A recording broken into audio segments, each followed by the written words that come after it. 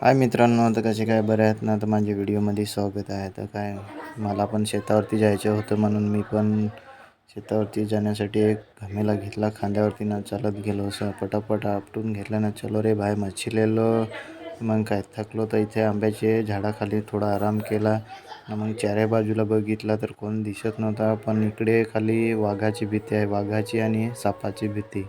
मग काय आज पावसाने पण जाम जोर केलेला आहे, तर मी म्हणलं चला पटापट जाऊ दे घरी, नाहीतर इकडेच आपली अंघोळ होऊन जाईल.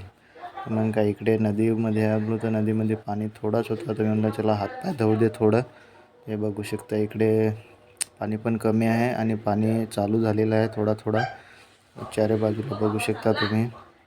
आणि मी शेतावरती हे लावलेले आहेत, आपले चवली लावलेले आहेत आणि भात पण लावलेले आहे, काकडी लावलेले आहेत.